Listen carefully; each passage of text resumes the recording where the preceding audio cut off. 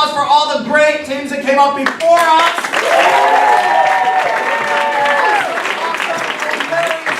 It's such an honor to share the same bill with them. And this is no waiting. My name is Marc. I would have just said that. Yeah. I have technology here with me. I hope you're impressed. I came out with 2 iPads. It's really great to have you all here. It's really great to be back and be part of the festival again. When we came here, when I was here last year at this time, in this same room, doing this same show, I had just become a brand new father.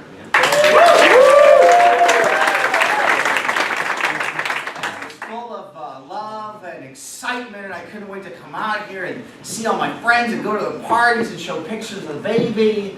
And I return now 1 year later, after 1 year of parenting, exhausted and humbled. And I just dreamed this year of going into the hotel room and closing the door and just being by myself in silence. I can sleep as long as I want. The only cries that I hear are cries of joy from young improvisers in the room next to me, celebrating the great moves they've made in their improv sets. And the only butt I have to wipe is my own, and frankly, even that's optional for the next 7 years. We have some really special guests tonight, including Edward Dean, who is right here, who is just ran for mayor of the city of Detroit. We'll come up in just a second. And last year, when I arrived at the airport, actually one of the very first people I saw when I landed at Metro Airport was Mayor Duggan. He was catching a flight. He had like his rolling bag and his jacket and had his head down because he didn't want to be noticed. And I got excited that I saw him and I yelled, "Hey, Mr. Mayor!" And he went, which is the correct response when encountering an idiot like me at the airport. And then we had, as our special interview guest here on the show last year, we had Tracy Kobolars, who was the mayor of Redford. And I asked her, I asked her what's the biggest issue facing Redford today, and I expected her to say budget or infrastructure. And instead, with no hesitation, she screamed, "Rats!" That was a surprise. And look, part of the reason we do the show is to learn something, so I learned something from her last year. I hope we'll all have some fun and maybe learn a thing or two tonight about Detroit, about stuff that's going on in the state and the nation, because on this show it happens in 3 parts. The very first thing is a panel discussion. So we're going to talk a little bit about a fast-paced panel discussion involving this technology. We'll talk a little bit about things going on in the news. And then we'll have a special interview. And then we're going to have some fantastic improvisers come out here on the stage. And they're going to improvise a montage of scenes made up off the top of their head, but inspired by all the discussion that has come before. So are you ready for this to happen? Woo!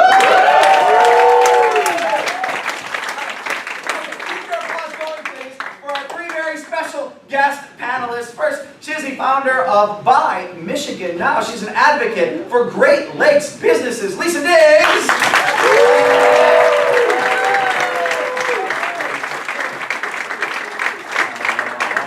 He is all over your television set and on the big screen in Kong Skull Island and the upcoming Jumanji, Marc Evan Jackson.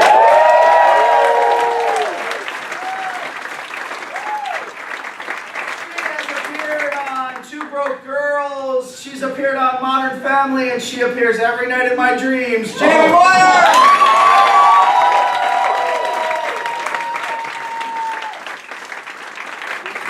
That's always my intro for you, Jamie. Thank you for that. Okay, so this is the, so we do topics. We do 3 minutes per topic. This is an actual, this app is a boxing round timer. But, We're fighting? Here we go. We have 5 seconds before we start. Get ready. All right, here we go. Here we go.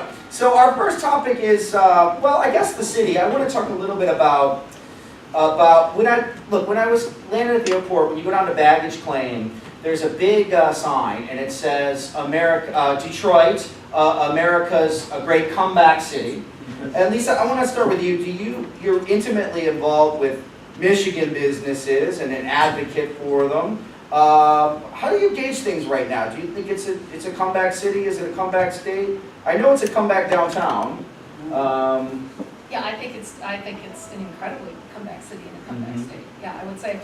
So I launched a campaign called Buy Michigan Now about 9 years ago, and at that time the economy was atrocious.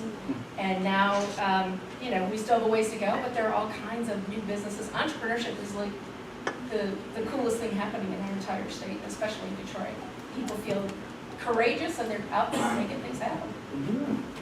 It's a great time for Detroit for sure, but there is a danger of Detroit becoming Chicago, right? What do you mean? There are two Detroits. There's Midtown and downtown and the Central Core. Right. That's a lot of prosperity and innovation and money being spent, and then you go half a block in any direction, and it becomes a lot of poverty and a lot of ignorance and a lack of focus on what's going on. So there are two very distinct communities in Detroit. That said, I fucking love this city. Yeah.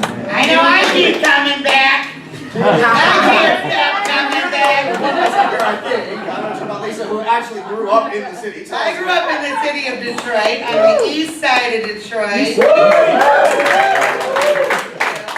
And I probably spend about 10 months here out of every year. So I'm not even sure I live in LA at this point. So I definitely think it's a comeback city. Now, where I grew up, you know, it is very different now. And yet you What do go you by mean it's Grosse different, Pointe, though? and it's exactly the same. Grosse Pointe never changes, but my neighborhood I grew up in is changing. In how? How was When it I was different? growing up, it was a very blue collar. It was there were a lot of firefighters, police officers, because it was kind of lived outside of Grosse Pointe, or as they would say in LA, Grosse Pointe adjacent. But when I was growing up, there was just a lot of families, and there weren't any houses with any, there weren't any vacant houses. Yes, and it's a little different in my neighborhood, and also I think in Harper Woods has vastly changed, and in the surrounding areas I think it's changing. But our street is strong, and the streets around the house are strong, and the neighbors care, and everyone's like, we're holding it down. So you're willing to fight other streets. I'll fight. I will fight other streets. Yorkshire, I'm coming for you. Okay. One last thought on this, Jackson. Yeah. Just last thought on this is that Detroit is a bifurcated city. All of the, Whoa! You just Wow! 50 cents. There are two things. A lot of the growth that's happening downtown is great, and a lot of it is funded by the owner of Quicken Loans. And the owner of Quicken Loans became a billionaire because of the subprime mortgage lending crisis, and he benefited from a lot of that. So it's not perfect. Next subject! I want to talk a little bit about some state election stuff. There's a couple interesting people that may be running for office. One of them is Kid Rock. No! That's not state, right? That's Well, he wants to run rumor for. Well, no, was you're right. He wants to run for the U.S. Senate. For U.S. Senate, and I think he has not confirmed this. I think he's having a little fun with just the rumors sort of being out there. He doesn't want to confirm. I read it something tonight. suggesting it was part of a record promo. Really? Yeah. That would make sense, Yeah. right? Nothing moves records like Like,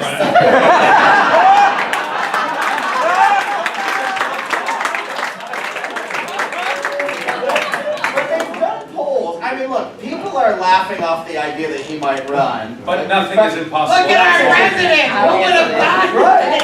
If a hobbit were to run, I'd be like, I don't know. At this point, anything's possible. I'm voting for Glilborg. And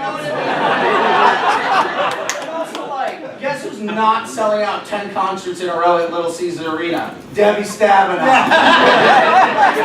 Kid Rock is insanely popular. They've done polling already. He's only 8 points behind her about that. If he was hypothetically to run, which is really close, especially for somebody who hasn't done, hasn't even announced that he's running yet. Yeah. So it's possible, right? No, this country is broken. constituents might not be so excited when they realize he won't be able to tour and he won't be putting something. music after this, actually. Well, maybe he will still. Why not? The monuments? Maybe he'll still play. He said, I thought this was interesting as I was reading about this stuff. He, obviously his real name isn't Kid Rock, right? It's Bob. It's Robert Ritchie. So they were saying legally he couldn't appear as Kid Rock on the ballot, most likely. and they're The fact that this is even a discussion is insane. Oh, will it be on the ballot? I don't know. Give me a pillow. I need to sleep for the next 20 years. Is Tiger running as well? Yes. Oh yeah. Figer's running, which is going to be our next topic in 3 seconds. Whoa! Well, we don't know. We don't know if Figer's running either, but maybe Jeffrey Figer's going to run for governor. And the polls show that he would be, tied right now. If he's to run, he's going to tie for the Democratic nominee. Against who? Snyder? Against another person. I No, don't too know. short. He's only got too short to happen. Too short. What's gonna happen? Fiverr also was quoted as saying that he wants to run for president in 2020 because he likes the slogan, a clear vision for America That's not enough. and 2020. That's not. Yeah. Oh no, I got Because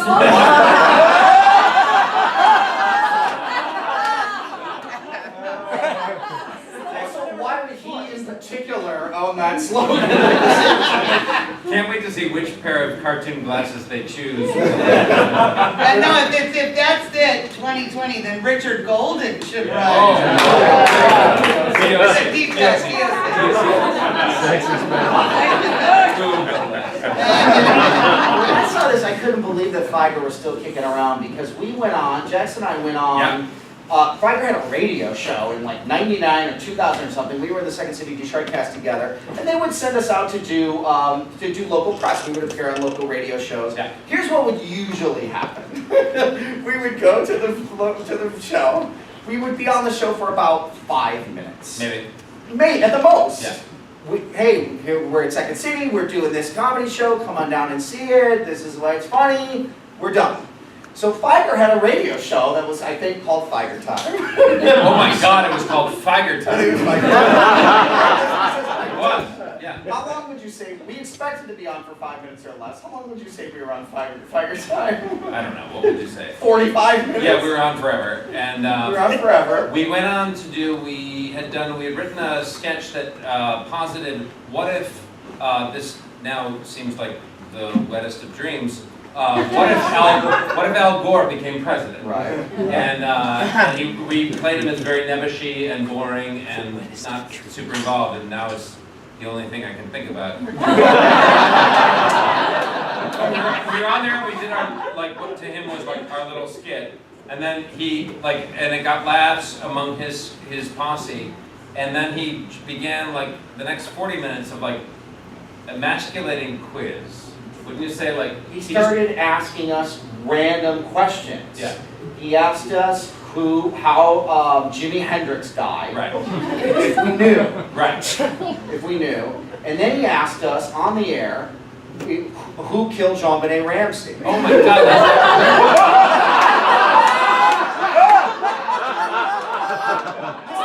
40 minutes into what should have been a 5-minute appearance, he 5 was minutes. like, guys, who do you think killed JonBenet? Was it the father? It had to be the father, right? He was at least involved. We're in our 20s, representing both the Second City and the Illich organization. Going, we should leave. We gotta keep moving. I'm gonna talk a little bit about Michigan, about schools and Michigan schools and Detroit schools, and I had this experience a long time ago. I had visited Grosse Pointe South High School, which is wonderful. It's a palace, and had right around that same time been teaching some improv at a school that doesn't exist anymore in Detroit called Murray Wright High School. Is Murray Wright gone? Murray Wright is gone, I believe. Okay. Yeah, and there were. The discrepancies were very apparent in these two schools that were so close to one It's another. almost as if there are two Detroit. Yeah. It's totally ribbled optic. But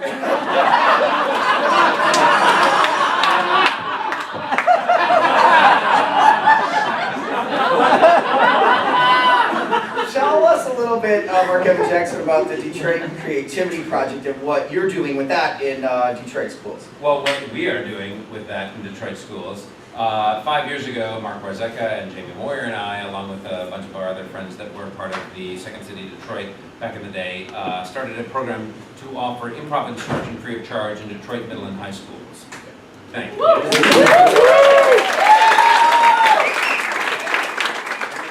Jeb Bush, please clap. So Detroit is something that we wanted to get back to. It is a seminal factor in our success and who we are, each of us as people.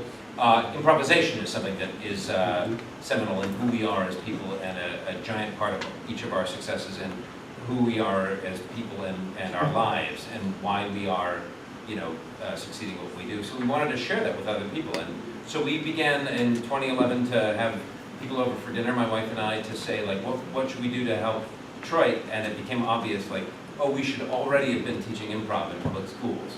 So we've been doing it now for 5 years. We're a legit 501c3 nonprofit corporation, and we've taught over 3,000 kids to improvise. Just 700.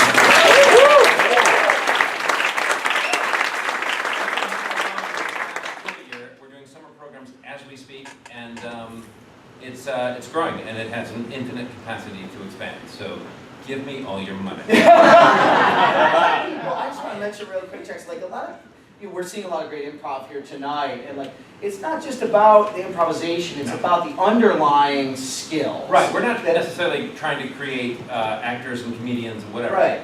If that were to happen, fantastic. Right. But I think that is something that allows if you were to go to a high school or middle school student and say, would you like to study improv? They're like, well, I don't think I'm going to become an actor or a newscaster or whatever. That's not what it's about. The byproducts of improv, in order to improvise well, you have to agree with what's going on, you have to be positive, you have to share yourself, and it becomes, in the end, a very confidence-building and inspiring set of skills that serves to foment social and emotional learning, and it makes you a more interested, more interesting, more curious person. Take care of people, Yeah, lift other be people in the moment. That's the important stuff, Yeah. right? That's what it's Taking notes, Jamie. I'm learning so much. It just makes you overall, over time, a far more contributed. No! We have only 2 minutes left to talk Oh my about. God! To talk about our new arena. So, look, if you want a hot and ready Little Caesars pizza, And I know I don't. it's only $5. If you want a hot and ready Little Caesars arena, it will cost taxpayers $363 million. That's how much taxpayers are chipping in for this arena. It's going to cost about $1 billion. $1 billion total. And we don't even get to name it. Shouldn't we get to name it? For a third? I don't know. What? There was a controversy, of course, about the name of the arena, that they ended up calling it Little Caesars Arena rather than something like Gordie Howe. Sure.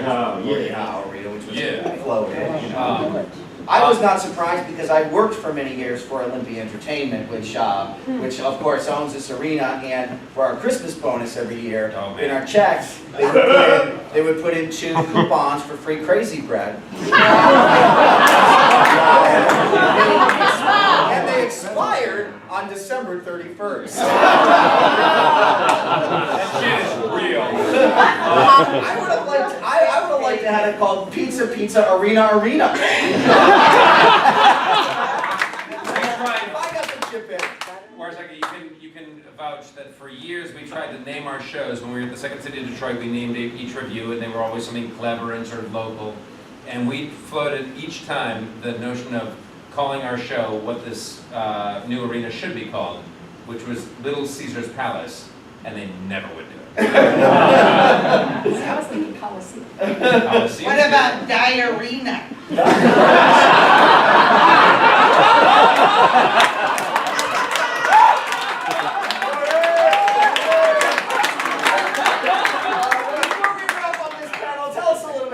Where we can find out about what each of you are doing. Jamie, you're on all the social medias, yes? Follow me on Twitter! Yeah. It's going crazy. Detroit Creativity Project, we can find everywhere. Yes, please. DCPimprov.org. Check it out. We're doing very good work, and we need your help. Yeah, and so tell us a little bit more about Buy Michigan Now, how we can find out more about it. Yeah, if you're interested in learning more about how you can support Michigan-based businesses, you can go to buymichigannow.com. We've got a grocery guide and a directory and all kinds of ways to find out how to keep more of your dollars here in the great state of Michigan. Yeah. Let's hear it for Ms. Griffin.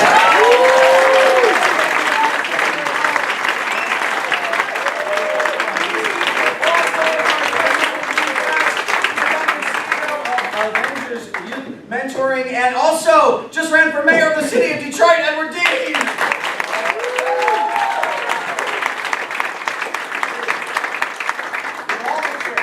Lay down if you want.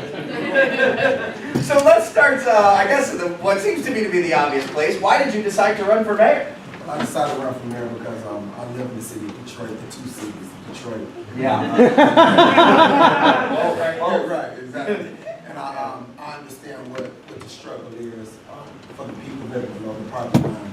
And it's just about giving them access to be able to knock on the exact same doors as everyone else and get the resources as needed to make Detroit a level playing field for everyone to participate. All right.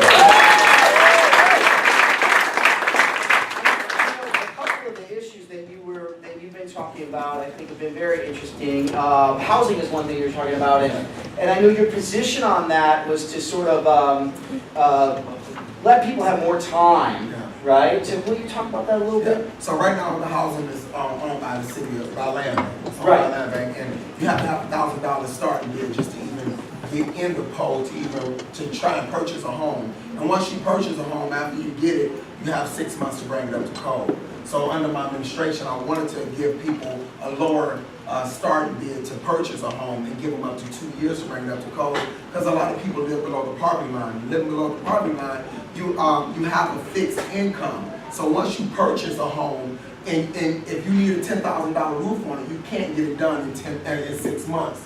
So I wanted to give people more time, at least 2 years, and also facilitate programs to educate them on how to get it done in enough time so that people can sustain in their house and live in their house and testify.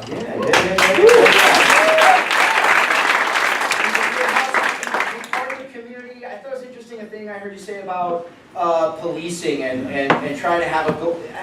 You know, you said it in an interview I saw, and you said that both sides are sort of afraid of each other, is how you feel, right? That the police are afraid of the community is afraid of the police, and trying to bridge those gaps. And that's why I felt that the police coming into the community and actually getting involved with the people that live in the city. With the media advertising the police as just bullies and so it already has this fear. So the people are already afraid of the police, and the police are afraid of the people. And I think that if the police got involved in the community, do events, barbecue, and just fellowship with the people, play with the kids, and get involved, then you will see more of a relationship between the police officer, and now you know each other on a daily basis, and there's no fear, it's more relationship and building the community together to eliminate crime altogether. Just literally being social together. Hanging out together. Yeah.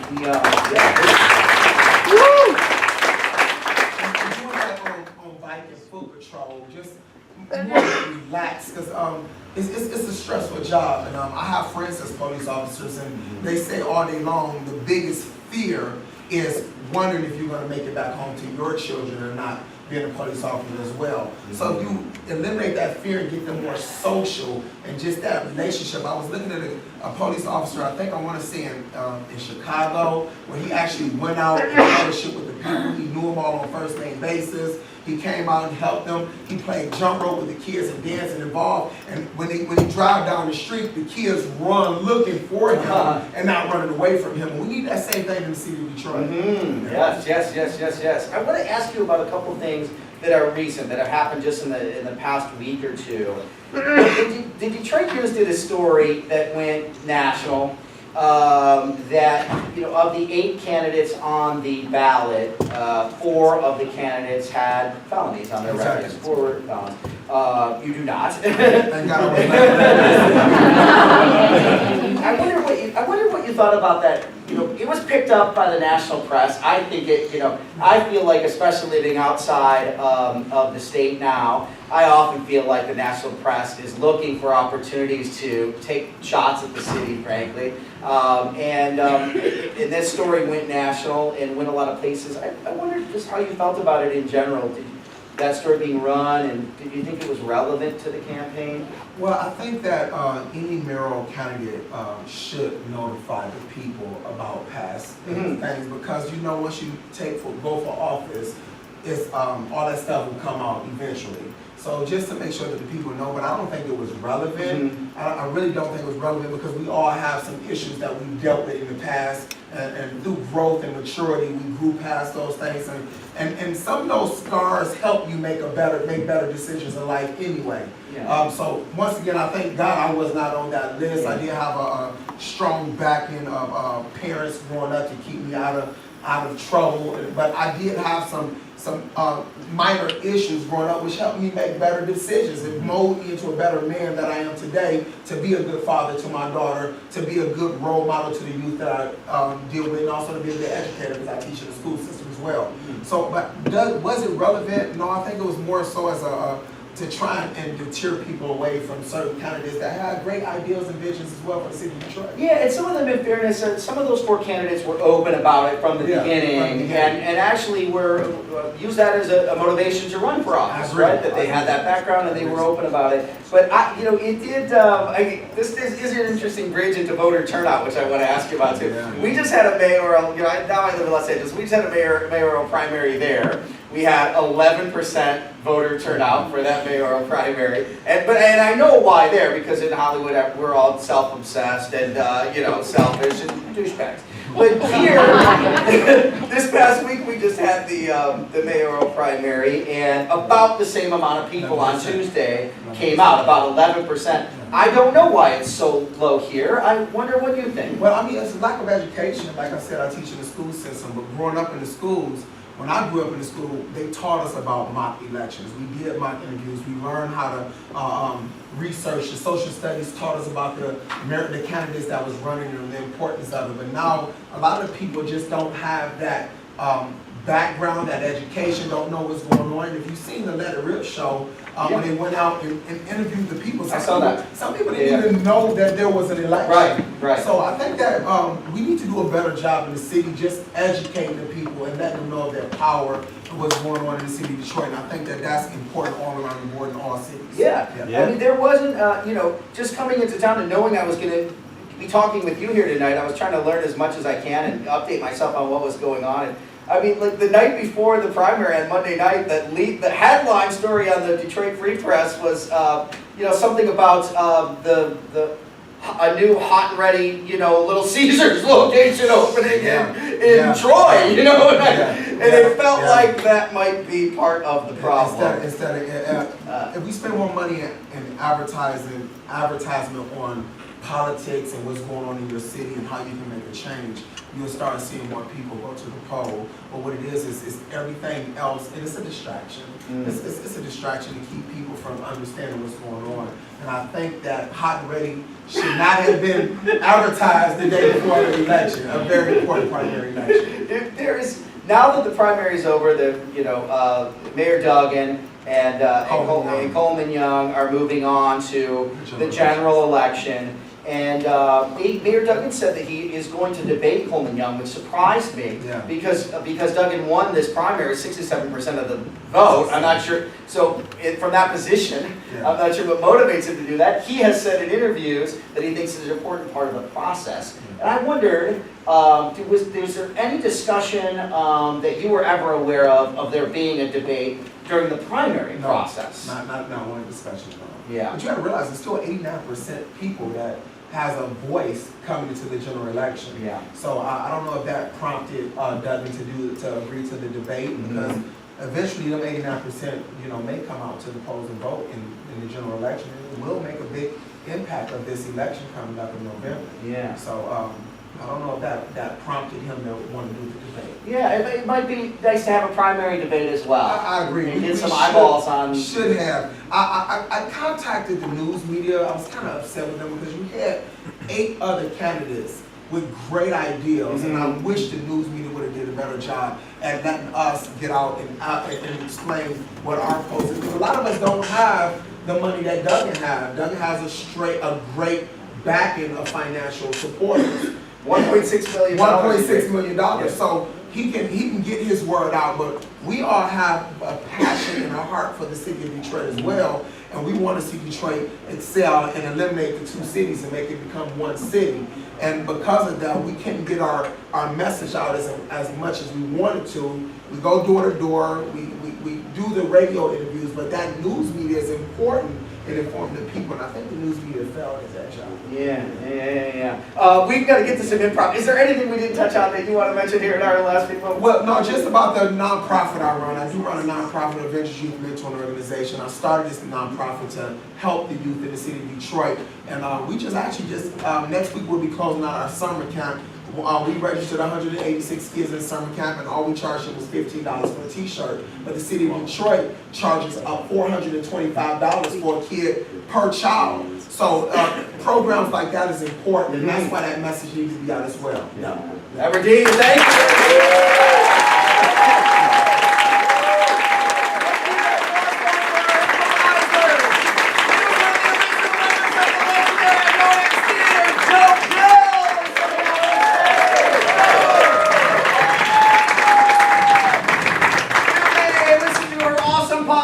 Improv at Carla Kakowski. I'm seeing him on Comedy Central's Drunk History, Craig Kakowski.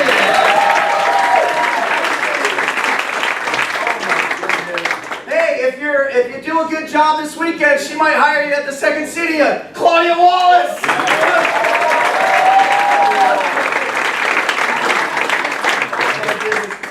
She was up here moments ago. Jamie Moyer.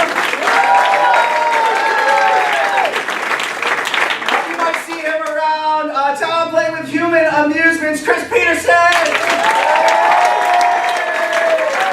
her out on the Transmissions from the Dark Side podcast. Jen Henson.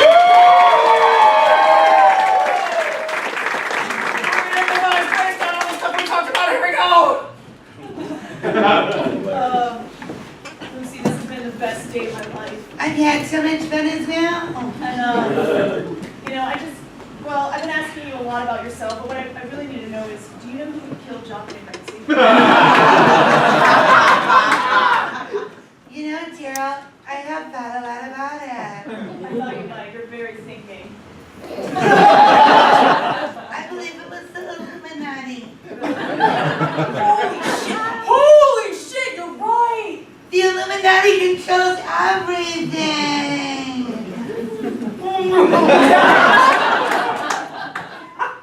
So you wanted to talk to me, boss?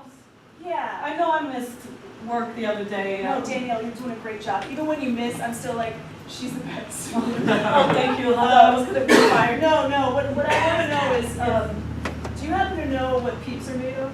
You're killing me. I just sorry I said fuck. This is a place of work.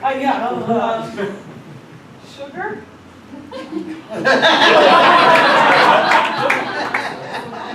Honey, yeah? Your mother and I are here, yeah? Hi. What's up? You sounded real troubled. Look. I know that Yoko Ono gets blamed for breaking up the Beatles. Of course, honey. Sure, we've taught you that. But I'm wondering, do you think Mia Farrow had anything to do with it too? It's really been bothering me.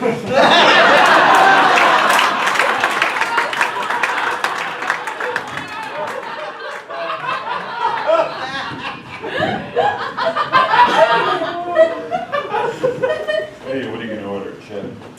I'm gonna go for the Italian beef sandwich. Oh, it's good. With the sweet and hot peppers. Really? Just mozzarella cheese. We're gonna toast that right on top.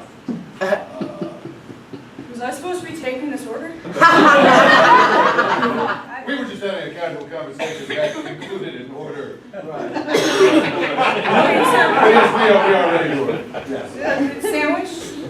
I'd like an Italian beef sandwich. Sandwich. I'm gonna do the hot and sweet peppers on that. Hot and soy peppers? And I'm gonna do the toasted mozzarella cheese. Toasted on top of that.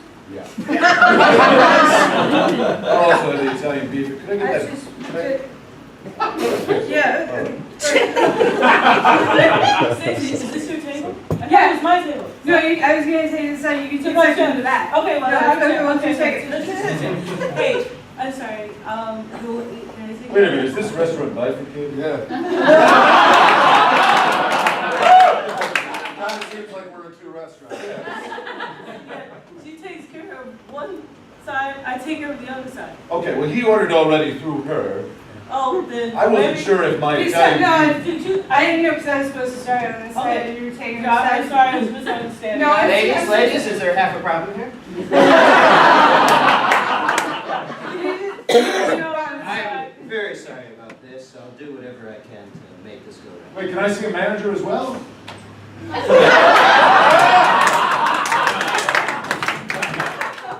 So this is the apartment. I love it. Yes. I mean, watch it right there. Don't step in that giant hole. But over here is really nice. It's This hole really sets the scene. I know. You know what I mean? It's a focal point. It's a manhole in an apartment, and it makes me love the place all the more. Well, it is right adjacent.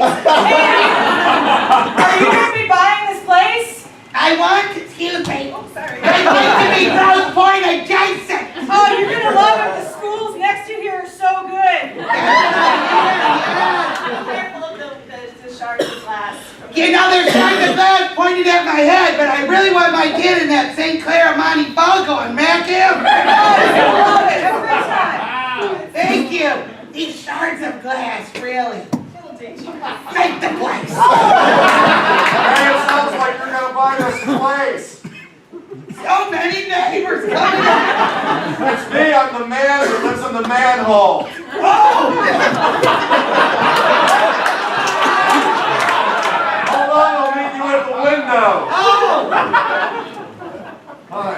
I'm the man that lives in the manhole. What's it like living Grosse Point? Oh my God. It will never come true. Bye. I'll take it. I'll take it. Excellent. Wait, before you take it, make sure you talk to me, the girl that lives in the adjacent basement. Like a basement. Wait a minute. You're the Grosse Point adjacent basement? Yes. Great. How are you, little lady? I'm great, just down here in the basement adjacent. Adjacent basement. Yeah.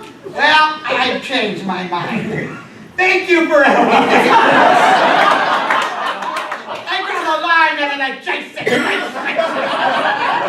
Adjacent basement? It's Sounds like adjacent basement. There's Grosse Point a basement. That pun is not working. well behind this door here. Okay, one glass. Get ready. One glass. Boo-boo-boo. This is a man closet adjacent. Hey, how you doing? Gross. Nice to meet you. I mean, come on, Prince Charming, right? Okay, I'm back on board.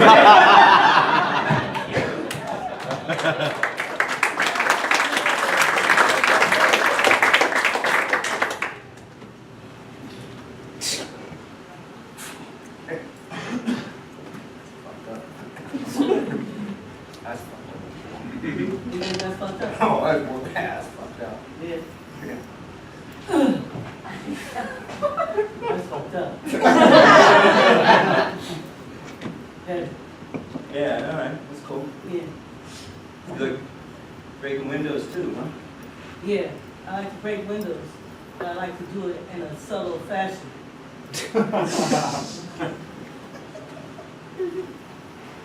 Yeah. Hello, neighborhood youth, I'm a cop, but I'm cool.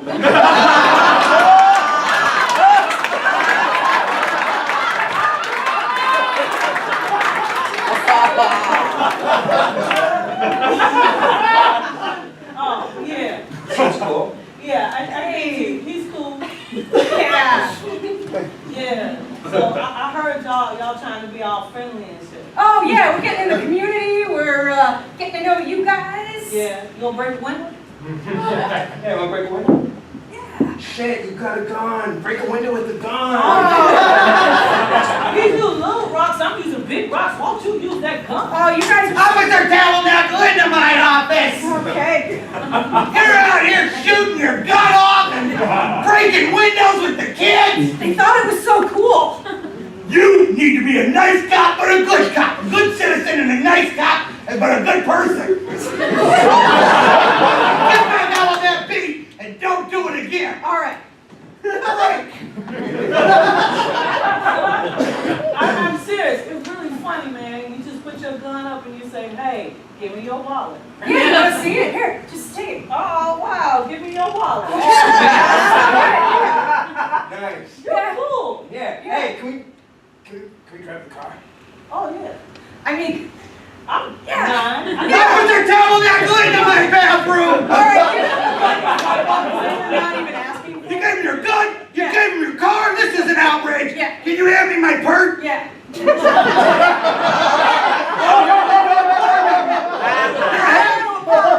You're a hands-on person, you're a good person, I like that! All right. You must have one more job!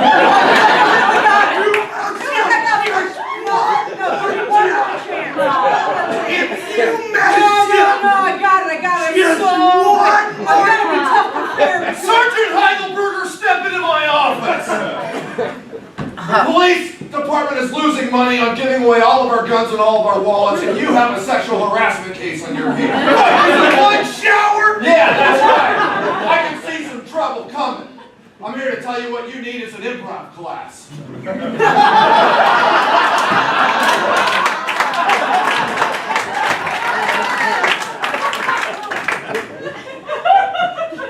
Welcome back, folks, to another home game at the DI Arena. I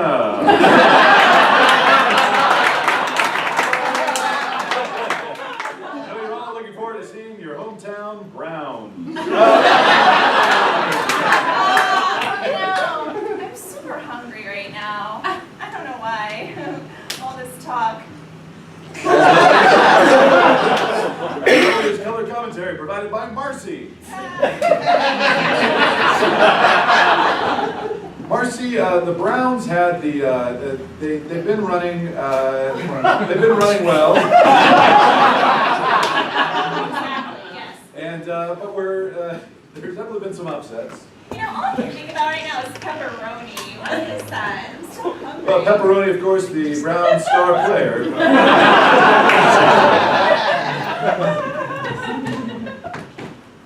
There he is. There he is. What? He's really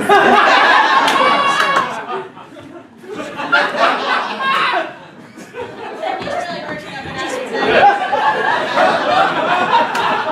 Pepperoni, of course, has all the skills you need for the particular sport that the Browns play.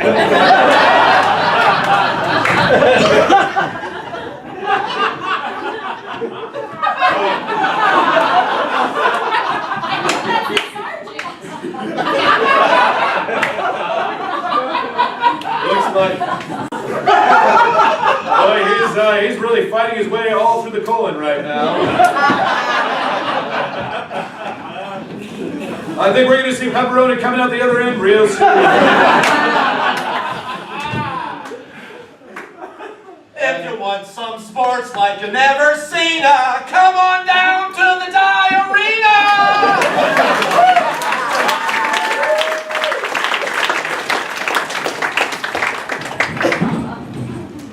Kid Rock's new CD is fire, you guys. It's fun. So amazing, right? Like, I didn't know he had it in him. You listen to track 12, We the People. Oh my God. Rap, but country, but rap. With a lot of stealing. Other songs. Didn't Kid Rock used to date Sheryl Crow? Yes. Oh, of course. You are on the precipice of pop culture, Diane. 50 Cent word. Thank you. You should be on that TV show about people who know things about pop culture. Yeah. Oh, the West Wing. Yeah. You would be so good on the West Wing. You'd go in there and you'd be like, President. Senators, you're needed on the floor for a vote. And the bathroom is the only place we have to ourselves, man. Make things turn to the left. Okay, I'm sure I love it. Remember that old Kid Rock song where he had that brilliant line? We were smoking funny things and we were drinking funny things. Brilliant, brilliant. Again, Senator Chamillionaire wants all of you. Senator Chamillionaire, Senator Chamillionaire, what? Oh my God, did you just come up with that right now? You're so Kid Rock. My name is Jill.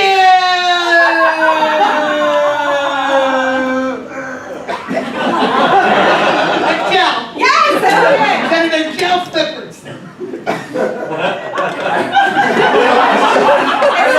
I'm the page who works for you. I worked for you for 2 years, Senator. I don't You know. always introduce yourself. Because my name is Jill. Vomiting every time. I had Little Caesars for life.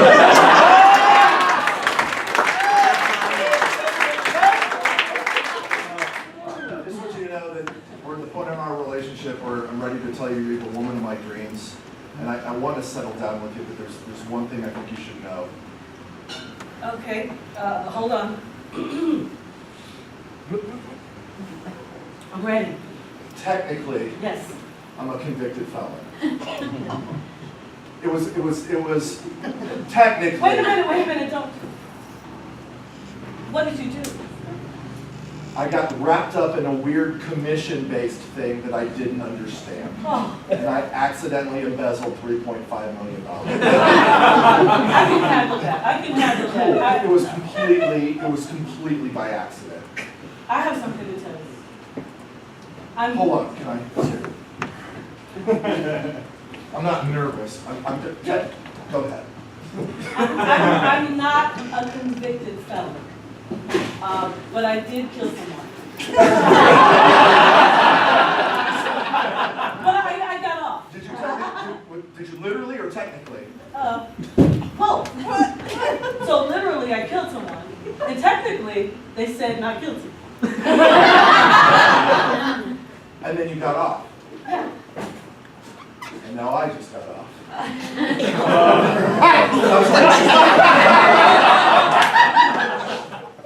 Well, okay. Okay. Can I get you another drink? I can get myself a drink. Okay, cool.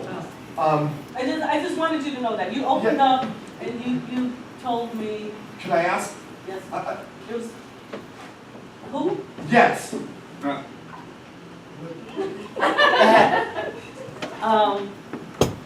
My ex? Well, he wasn't my ex, but then when I killed him, he became my ex. Are you sure you don't know what peeps are made of?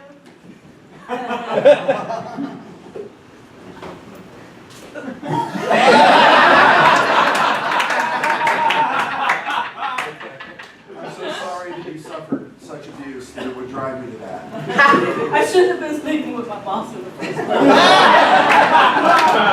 I I understand. couldn't handle those stupid questions any longer. So look, if we get together, well, when we get together, don't ask me stupid questions. Don't ask me stupid questions. We're not perfect people. No. And we're gonna have separate bank accounts. Yes. Because I don't trust investments. Cool. We will live in a household with no knives. I didn't use a knife the first time. The first time? Oh.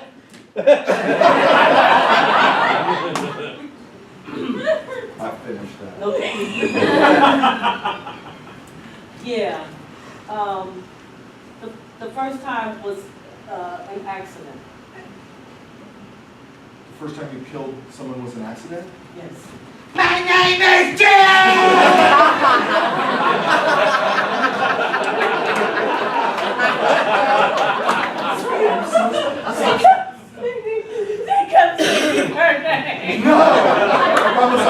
never say my name. No, sorry, no. Don't ever say your name. I'm never gonna say my name, I promise I'm never And gonna then say I my just name. had my hands and I was just like, stop. It was an accident. The second time I knew what I was doing.